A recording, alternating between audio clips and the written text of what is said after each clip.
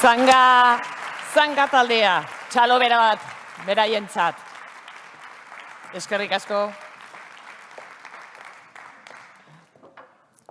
Egun on, jaun Andreok, ongi etorri Eusko Jaurlaritzak lan eta enplegu sailaren eskutik gaur antolatu duen enpleguaren 5. Euskal Kongresu honetara. Buenos días, bienvenidos todos y todas. Egun on, ongi etorri, enpleguaren 5. Kongresu honetara Euskal Enplegu Politikak eraldatzen ekonomia jasangarri eta lehiakor batean lan duina izateko izenburua du. Eta atsegin handia da, berriro ere elkar ikustea. Aurten gainera, maskara gabe. Ere, gaur gurekin egon ezin izan diren lagun askori. Badakigu pantailas beste aldean gurekin bat egin duzuela gaurko ekitaldi honetarako. Transformando. Quédense para empezar. Eraldatzen, geratu aditz honekin hasteko. Musetatik antzerkiraino igaroko garelako. Dituen azken 3 enplegu kongresuek ildo berberari jarraitu diote. En el primero se trató de alinear lehenengoan Euskal Enplegu Sistemako eragile guztian norabide berean jarri ziren. Ondoren, lehenengo urrats bat eman zen, eta egin beharreko bidea ezarri zen kontratu sozial bat lortzeko enplegu inklusiboa eta kalitatekoa lortzeko 2030ko enplegu estrategia eta 2021 enplegu estrategiarekin. Aurreko urteetan zehaztutako erronkei erantzunak ematen hasteko eta estrategia naiz plana betetzeko unea iritsi da. Ya hemos pasado de pantalla, como se dice ahora. Hemos superado. Plangintzaren fasea gainditu dugu eta ekiteko eta eraldatzeko garaia da.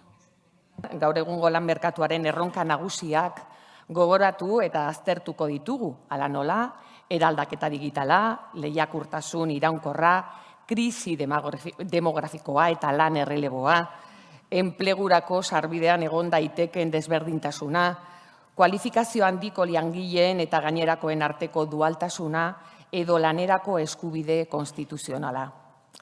Eso será sobre todo mañana. Hoy hori batez ere bihar egingo dugu. Eta gaur balioan jarriko dugu herri politikek duten eraldatzeko gaitasun hori. Enplegua berritzeko, eraldatzeko eta hobetzeko. Eta bi arauek hori nola lortuko duten ikusiko dugu. Askoz gehiago luzatzera eta Donostiako udalako 2. alkateardeari Marisol Garmendi Andreari hitza emango diot inaugurazioarekin hasteko. San Sebastián y su plan de empleo, que están perfectamente alineados. Donostiaren enplegu plana guztiz lerrokatuta dago ere Eusko Jaurlaritzaren planarekin, hain zuzen ere elkarlanean, baitara matzate elkarlanean, enpleguarekin lotutako ekimenak aurrera eramateko emakume laneratzerako,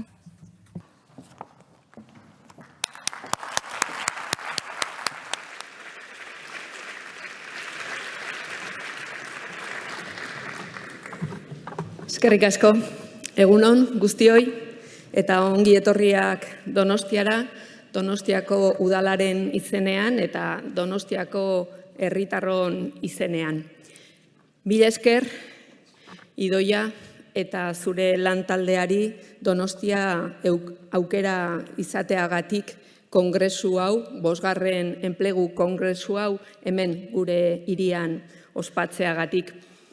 Para nosotros y nosotras, como guretzat Donostiako udal gisa eta donostiar gisa, plazer handia da gaur zue guztiak hemen izatea. Eskerrik asko, Idoia Mendiari, eskerrik asko, zure taldeari ere, apustuagatik eta partekatutako proiektuagatik. Hain zuzen ere, zuen lan handiari esker eramaten ari baikara aurrera, zuen adoreari esker ere. Enplegu politikak badira tresna funtsezko batzuk gizarteratzeko, kohesiorako eta horiekin batera noski garrantzitsua dira besteak beste etxe bizitza arloko ekimenak. Biak, enplegua eta etxebizitza ezinbestekoa baitira gure proiektu pertsonalak eta profesionalak aurrera eramateko, eta nola ez, hori ere horrela da Donostian, eta Donostian ere elkarlanean gabiltza udala, Aldundia, Eusko Jaurlaritza eta baita ere hiriko ehun sozioekonomiko osoa. Erakundeok baliabide asko eskaintzen dizkiogulako hain zuzen ere, baina baita ere, noski, hiriko ekosistema sozioekonomikoa gabe ez genuke lortzen dugun guztia. Hainbat enpresa ditugulako hasi saltoki txikietatik eta teknologiaren arloko enpresa handietaraino. Horiek guztiak gabe, Donostia ez litzateke desenplegu maila txikieneko hiria. Uneko 8tik beherako langabezia tasa dugu, iaia pandemia aurreko kopuruetara iritsi gara, eta hori ez da soilik sustapen sailetik lortzen dugun zerbait, guztiok elkarlanean lortzen dugun zerbait da, Idoia zurekin batera lortzen dugu hau eta baita ere Aldundiarekin. Eta egunero enplegu duin bat eskaintzeko, ondo ordaindutako enplegu bat eskaintzeko borrokan eta lanean diharduten horiei guztiei esker. Eta egia da, enplegu politikek eta erakunden arteko diru laguntze, berariazko programek ere oso modu adoretsuan eramaten dituztela aurrera, Jaurlaritzako sailetik, proposatzen ari diren ekimenak eta jarduteko 3 arlo edo 3 ardatz ditugu emakumeak batetik. Emakumeak gehiago gara, emakumeak langabezian gaudenak, 1000 emakume gehiago, beraz langabezia femeninoa da hiri honetan ere, baita ere 55 urtetik gorako pertsonak, iraupen luzeko langabetuak, beraientzat delako zailena enplegu duin batera iristea, eta baita ere gure gazteak. Oso ongi prestatuta baitaude, eta saiatzen ari garelako gazteentzako enplegu azoken bitartez enpresak eta enpresen ekosistema gazte horiekin harremanetan jartzen. Bai lehenengo enpleguaren bila dabiltzanekin, bai enplegu baten bila dabiltzanekin. Eta 5. enplegu kongresu honen ondoan, koguan izan dezagun lanbide heziketarena ere egiten ari direla. Eta iruditzen zait gainera biak ere ertxiki lotuta daudela. Izan ere, enplegu eta lan sailburu ordetzatik ere ari dira apustu hori egiten, ez da, enplegua gizarteratzeko eta gizarte kohesiorako tresna gisa baliatzea. Eta baditugu hizlari bikaina gaur goizean gurekin eta elkarrengandik asko ikasiko dugu, bai legei buruz, bai arauei buruz, baina ez adila dena lana izan, ez da, behintzat Donostia bezalako hiri batean beraz, gonbidatzen zaituzet, bai lan egitera, baina baita ere hiriaz gozatzera, paseatzera, bazkaltzera, gainera eguraldi karibetarra dugunez, askoz ere hobeto. Zorionak, Idoia biengatik, kongresuarengatik, eta gaur zuretzat egun berezia delako. Eta ongi etorri berriro ere, lan egitera eta gozatzera.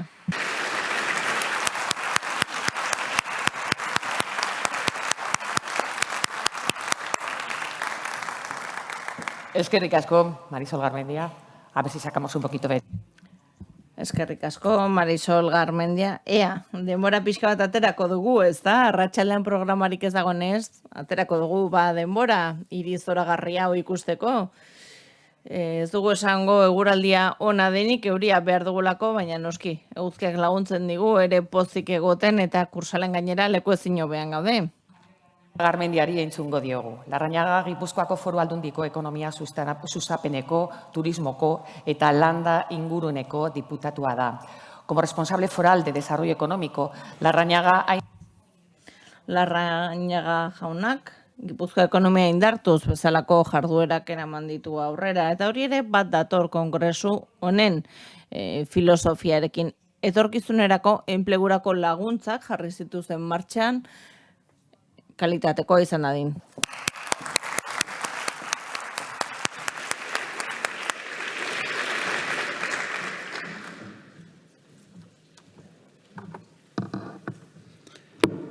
Sailburu, agintari, gerturatu zeaten lagun eta pantailaz bestalde zaudeten danoi, egunon. Nik lehenik eta behin eskerrak eman. Eskerrak eman Gipuzkoako Foru Aldundien izenien, hemen izateko gonbidapenagatik, Eusko Jaurlaritzai, antolatzaileei eta parte hartuko dezuen guztiei. Eta dudai gabe atxikimendua, adierazi kongresu honiz behar-beharrezkoek iruditzen zaizkigu, olako jardunaldiek, etorkizuneko erronka daukeun gai garrantzitsu honen inguruen. Eta iruditzen zakulako elkarlaneako eta baita ere ezagutza sorkuntza izateko aukera izango duela. Hablamos muchas veces de la necesidad de una economía fuerte. Askotan aipatzen dugu zer nolako beharra dugun ekonomia sendo bat izateko, gaur egungo ongizate ereduari eutsi ahal izateko. Askotan aipatzen dugu ekonomia sendo batek gainera aukerak ematen dituela, garapen profesionalerako, pertsonalerako eta bizitza proiektu duin bat izateko. Eta hori gainera pertsona guztientzat izan dadin eta modu jasangarri batean eskaini izan dadin. Horrela, enplegua bada gure ongizatearen eta gizarte kohesioaren elementu egituratzailea. Gaur bezalako ekitaldiei esker, enpleguarekin gertatzen den bezala beste politikekin ere gertatzen da, ezta? Beharrezkoa da, berritzea, testuingurua aldatu egiten delako, gizarte aldatu egiten da, gu aldatu egiten garelako ere, jarduera enpresariala ere aldatu egiten da, eraldatu egiten da, eta horregatik da baliagarria, eta baliagarria ere lanarekiko lotura hori aldatzen ari delako belaunaldi berrietan hori ulertu egin behar dugu, aplikatu egin behar dugu gure politiketan. Bestalde, enplegua, gaur egun eta tradizionalki izan da, herritarren kezka nagusietako bat. Hori ikusi dugu egiten ditugun ikerlan eta azterlan guztietan. Eta langabeziaren datuak ez dira negatiboa berez bere horretan. Gertatzen dena da, eraldaketak gertatzen ari direla, bertan ditugula, eta pandemiarekin lotuta eta bizitako guztiarekin lotuta ziurgabetasuna sortzen delako. Eta horregatik enplegua sustatzea lehen mailako erronka bat dela esan dezakegu. Guztion konpromisoa eskatzen duena, baina baita ere eskatzen duena lankidetza bat eta elkarlan bat. Irtenbidea ez delako soilik iritsiko erakunde publikoen aldetik, hezkuntza sistemaren aldetik edo enpresen aldetik, baizik eta sistema osoaren aldetik. Horregatik funtsezkoa da guztiok elkarlana egitea. Eta zalantzarik gabe, kongresu hau, zeinetan eragile guztietako ordezkaria baitzaudete, aukera bat izango da elkarlan hori indartzeko. Eta bi mezu helarazi nahiko nituzke batetik konfiantza. Konfiantza asko mezu bat, askotan mezu apokaliptikoak entzuten ditugulako. Eta bai Gipuzkoan eta bai Euskadin badugu egitura ekonomiko egonkor bat, eta egia da, ezin dugula eta ez dugula hori jakintzat eman behar. Eta hurrengo belaunaldiei ekonomia sendo bat helarazi behar diegula. Baita ere, ongizate eredu bat, gaur egun ehun ekonomiko horretan oinarritzen da, eta hori ere gure aurrekoengandik jaso genuen, beraz ziurgabetasuna daude, baina aukerak ere badaude. Zalantzarik gabe, eraldaketa prozesu hauek inklusiboak izan behar dira, ez da inorratzean geratu behar, eta hemen teknologiak ere noski aldaketa sakonak ekarri ditu. Inpaktua du, lanean, inpaktua du, hainbat jarduera profesionaletan, eta eragin berezia izango du ere, adinean aurrerago eginda dauden horietan, bazterkeria jasateko arriskuan dauden pertsona horiengan, desgaitasuna duten horiengan, eta prestakuntza maila apalagoa duten horiengan. Hori guztia kontuen hartu behar dugu politika diseinatzeko orduan. Eta horri dagokionez, eta zerbait gehitzeko asmoz, Aldunditik 3 neurri eraman ditugu aurrera, eta horiek aipatu nahiko nituzke labur-labur. Lehenengoa, diru laguntza gehiago eskaintzea, enplegua indartzeko. 5 milioi euro eskaini ditugu, aurten besteak beste, bizitza osoko ikaskuntzan oinarrituz. Bigarrenik elkarrekin programa dugu, esango nuke hori dela, egin dugun apustu nagusietako bat. Bazterkeria jasateko arriskuan dauden pertsonei erreparatzen die bereziki, eta plan horri esker, gaur egun, 2.600 pertsona dira enplegu duin batera iritsi direnak. Eta iruditzen zaik Gipuzkoan genuen behar bati erantzuteko gai izan garela. 7,2 milioi euro inbertitzeko aurreikuspena genuen eta ari gara horretan pixkanaka Eusko Jaurlaritzarekin lankidetzan ere.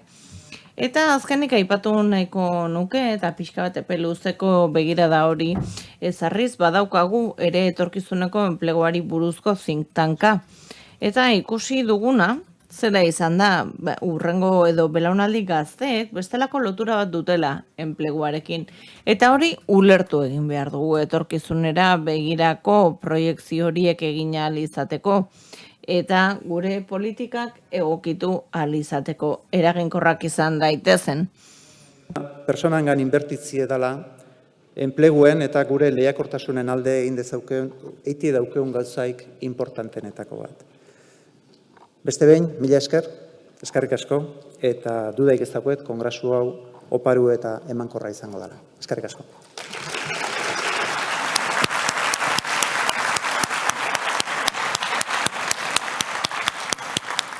Eskerrik asko, Javier Larrañaga. Eta ongi etorriko agurrekin amaitzeko, Eusko Jaurlaritzaren txanda da, kongresuaren antoiatzailearena. Les decía que es el momento de la transformación y que el gobierno vasco ya ha diseñado, en algunos casos ha aprobado los... Eraldaketaren unea da, eta horretarako tresnak behar ditugu. Baita kongresu honetatik ugandik zer espero duen kontatzeko ere, Idoia Mendia lehendakari ordeari emango diot hitza jarraian. Como vicelehendakari, pero también como consejera de Trabajo y Empleo, le doy la palabra para que nos dé la bienvenida y marque los objetivos y el... Ongi etorria eman diezagun. Gurekin dugu Idoia Mendia.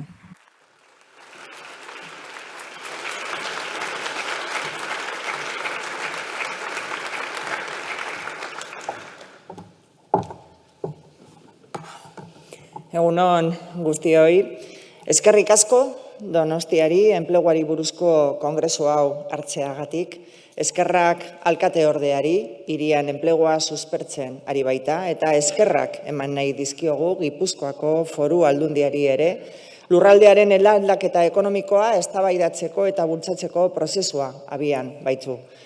Horri buruzkoak dira bi jardunaldi hauek.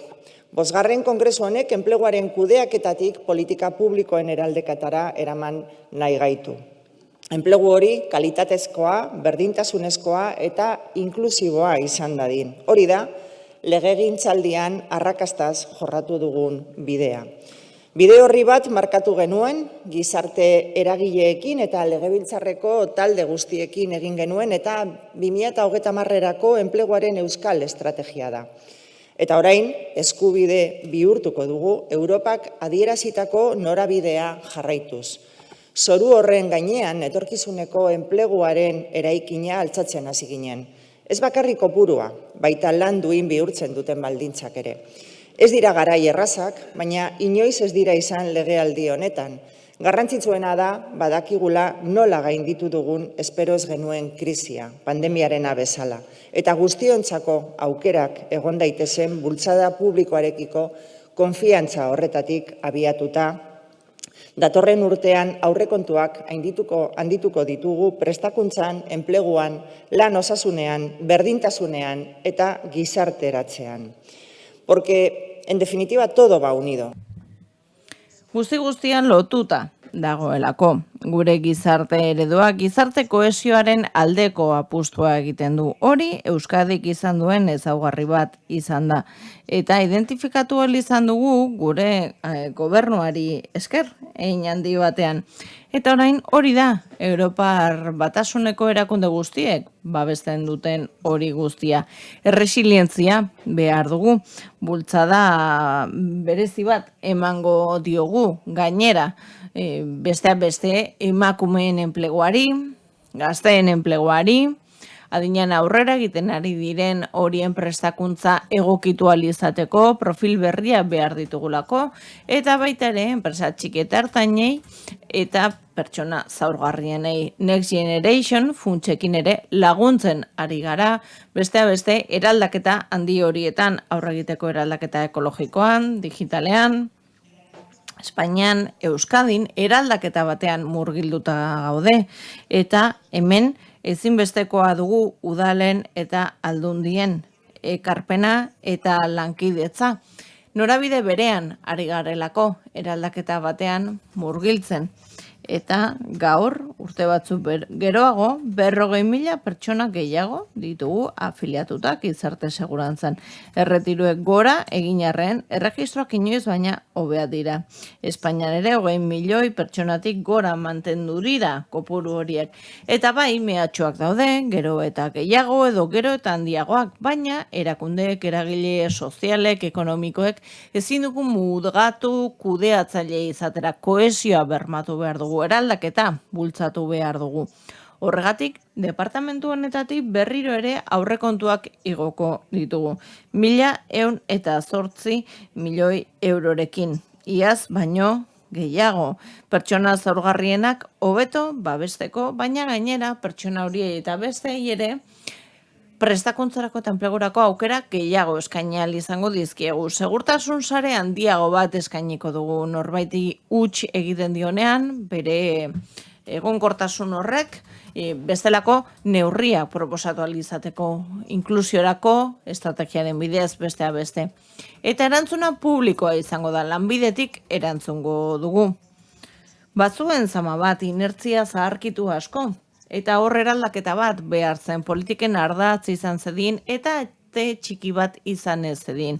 Ez zedin izan soilik ezer ez dutenentzako ate txiki bat. Eta horren ordez ate zabalago bat izan zedin. Behar dutenentzat erantzuteko, baina baita ere bestelako enplegu bat nahi dutenentzat, enplegu bila dabilenentzat, eta baita ere enpresentzat enplegu aukera horien berri eman dezaten. Apustu bat egin genuen, eraldaketarako tresna bat izan zedin, eta prozesu horretan murgilduta gaude. Zailtasunak aukera bihurtzea. Zailtasuna bazen prestazio publikoekin lotutako eraldaketa hori bultzatzea ere baginelako gutxieneko errentez arduratzen zen erakunde bakarra. Eta hor askok itxaropena galduta zeudela iristen zirela ikusten genuen. Bide berri bat proposatu genuen eta bilatzen genuen. Eraldaketa bat, batetik DSB sistema arinago bat, zorrotzago bat eskainiz, eta baita ere enpleguaren euskal legearen bitartez lehenengoa da, eta horri buruz hitz egingo dugu ere hemen kongresu honetan Espainiako gobernuarekin batera landu ahal izan dugu, eta ildo berbera partekatzen dugu. Iruditzen zaigu arauak funtseskoak direla, politika funtseskoak direla. Ezin dugu zerbait mugitu beste guztia mugitu gabe. Baina Euskadin ere gainera oso presente dugu agenda demografikoa. Eta bertan, herritarren sartzean, arreta jarri beharrean, edo soilik horretan jarri beharrean, adinaren kudeak eta hitz egin nahi dugu. Errealitate hau, badelako aurrez aurre heldu beharreko zerbait. Eta batez ere, kontuan izan da, 103.000 aukera berri izango ditugula. Izan ere, erretiroa hartzear daudelako 50-tik 70 arte jaiotako pertsona horietako asko erretiro hartuko dutelako. Bide horri bat zehaztu dugu Eusko Legebiltzarreko taldeekin, detektatu dugu zeintzuk sartu behar ditugun, horiek direlako hain zuzen ere marginatuen egon diren taldeak, emakumea 55 urtetik gorakoak eta etorkinak. Hirugarrenik, zer egin dugu politiketan berritzea, eta nola egin dugu gainera dozten garaitan gertatuko den erronken horien testu inguruan. Hau da, talentua gordetzea, zarena ez talentua erakartzeaz eta bertan gordetzeaz. Eta horretarako aukera berri programa dugu. Krisian dauden enpresetan, plegatuak erakartzeko eta bertan egonkortzeko esperientzia bat. Beraien ezagutza, baliatzeko, birgaitzeko eta azkar eskaintzeko beste enplegu berri bat. Mentoring zerbitzu bat ere badugu, enpresa txiki eta ertainei laguntzeko. Eta harremanetan jartzeko erretiroa hartzera doan pertsona hori langile berriarekin horrela ezagutza hain berezi hori mantendu ahal izateko. Eta galdutako talentua ere ez xahutzeko, emakumeen talentua xahutzen ari gara. Horrez gain, Zain Lab ere martxan jarri dugu, adineko pertsonen bizitza duinarekin lotuta dagoena, eta ari gara ere lan egiten gutxieneko diru sarrera eta DSB jasotzen duten pertsona horiekin lan egiteko babesteaz gain aukerak ere eskaini behar ditugulako. Gazteen talentua gurean mantentzeko eta horretarako lehen aukera indartu egin dugu. Lehen aukerak lehenengo aukera bat eskaintzen du, izenak dioen bezala, eta bilatzen dena da, pixkanaka aukera gehiago eskaintzea enplegu honetara iristeko, kalitate handiko enplegotara iristeko. Eta talentua erakartzeko gatazka edo borroka horretan, ari gara ere aukera berrien bila, atera diren gazte horiekin harremanetan jartzeko modua. Enpresak ere beraiekin harremanetan jarri ahal izan daitezen eta albada urrunetik ere elkarlanean aritu ahal izateko. Bootcamp prestakuntza ere sustatzen ari gara, oso ohikoa da, enpresa handietan, eta hemen ere hasi gara erabiltzen presentzialki egiten ari gara, baina baita ere online urruneko formatuan. Eta horri esker, horrelako gaitasun digitalak garatu nahi dituztenentzat, aukera hori eskaintzen ari gara, enpresekin harremanetan jarriz. Eta immigrazioari dagokionez badakigu Euskadira iristen direnek lan egiteko bokazio handia dutela eta prestakuntza maila txikiagoa dutenek arazoa dituzte beraien egoera arautzeko eta baita ere zailtasuna dituzte gauzak gaizki doazenen babesgabe geratzeko. Pertsona horiekin jada lanean ari gara eta badugu atzerritartasun araudi berria, tresna berria laguntzen diguna aukera gehiago izateko beraien erregularizaziorako eta beraien laneratzerako. Eta ausartu gara proiektu berriekin eta hasi gara emaitza positiboak ikusten.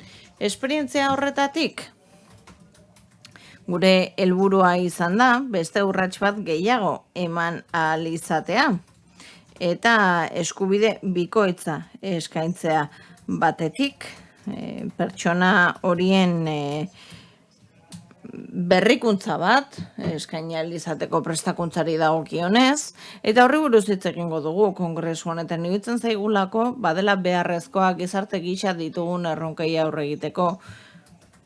Mundu honetan azkar eraldatzen dira gauzak, enplegua desagertu eta gertu egiten dira eta horrek desberdintasunak sortzeko arriskua dakar berekin. Eta badago ere bizitza osoko prestakuntzaren garrantziak gero eta handiago bat. Hori ez duenak gero eta arrisku handiago izan dezakelako enplegutik kanpo geratzeko. Eta ikusten ari gara, gaur egun etengabeko prestakuntza hori askotan ordain dezakeenaren esku soili dagoela. Bai berak ordaintzen duelako, bai enpresak inbertitzen duelako. Enpresek behar dituzte aldaketen aurren egokitzeko gai diren pertsonak. Behar dituzte enpresetan eta ekonomietan gertatzen diren aldaketetara egokitzeko prest egongo diren pertsonak. Tresna horiek gobernuek eskaini behar ditugu arlo publikotik pública o de la educación pública. Y ahí, en lo Eta hor, predistributiboa sartu behar du pertsona guztiek duten eskubidea lanean edo langabezian egondan, prestakuntza izateko, aktibazioa izateko, enplegu bat izateko edo hobe bat lortzeko. Horixe da egingo duguna gure lege berriarekin. Eusko Legebiltzarrak datorren urtean onartuko duela espero dugu, eta hau izango da eskubide honen lehen errekonozimendua. Hitz egin dut ze eraldaketa handia egin nahi dugun, eta orain paradoxa handia falta da. Enpresa batzuek, pertsonala behar dutena, jendea behar dutena, eta aurkitzen ez dutenak. Duintasunez bizitzeko moduan. Hori da paradoxa handian, krisi pandemikoan. permitió proteger el empleo y las rentas. Y con la Eta eragile ekonomiko eta sozialen implikazioarekin. Beraz, GAP hori modu berean aurre egin behar diogu. Eta politika aktiboak eginez, baina lankidetza ezarriz sektore pribatuarekin, beharrak eta aukerak lotzeko publikoa eta pribatua. Lankidetza formula batean hori baita bermea garai hauetara ondo egokitzeko. Erronka da talenturik ez galtzea eta ahal dugun guztia erakartzea. Hau da kompetentzia global bat arlo honetan, baina ez Euskadi eta gainerako Espainiaren artean eta Europaren artean, baizik eta eskala globalago batean. Eta honek badu lehen irakurketa bat. Orain arte, lehiakortasuna hitz egiten zigutenean kostuak aipatzen zituzten, baina ez giza kapitalean egindako inbertsioan. Giza kapitalean inbertitzen ez duten enpresek galdu egingo dute lehiakortasunaren trena eta etorkizuneko trena. Giza kapitalean inbertitzeak esan nahi du denok ulertu behar dugula enpleguak dakarrela eraldaketa soziala beti ere ekartzen duen aurrera bidearekin enpresan. Eta gizarteratze osoa langilearentzat berbezala egiten denean duintasunez. Soldata nahikoarekin bizitza independentea izateko lan seguru bat, eskubidez beretako lana eta lan igualitarioa. Enpleguaren kalitatea ez bakarrik kantitatean horrek definitzen du ze kohesioa dagoen gizarte batean. Eta kalitatean inbertitzea enpleguan lehiakortasun faktore bada enpresentzat. Horregatik funtsezkoa da gogoeta egitea. Ikusteko kultura berri bat behar dugula enpresa arloan, sindikatu arloan, pertsonen implikazio handiagoa ekarriko duena langileen aldetik beren enpresetan. Ze formula hoiei esker ahaleginak hobeto banatuko dira egoera txarretan. Eta asko zeren modu ekitatiboan banatuko dira aberastasunak iristen direnean, etekinak. Beraz, lehiakortasun globalaren eszenatoki honetan, talentu arloan, politika aktiboak behar dira, eta politika eraldatzaile horrekin guztiz irautzailea bat datorrena garrailekin horretan oinarritu nahi dugu biltzar honetako lana eta ondorioa. Erronka sakona da. Arriskatu egin behar baitugu politika publiko berrian, lehen etxegatu ez direnak. Baina berritzen ez duenak eta egiten ez duenak eta errezeta zaharkituetan gelditzen dena, ondoratuta gelditzen da gizarte honetan, etorkizuneko gizarte honetan. Eta hemen landuko diren gaiak gaur eta bihar guztiz berritzaileak dira. Beraz, espero dut lan bikaina egingo duzuela, arrakasta handia izan, ze horren mende egongo dira politika publikoen etorkizuna eta erakundatek egingo dena.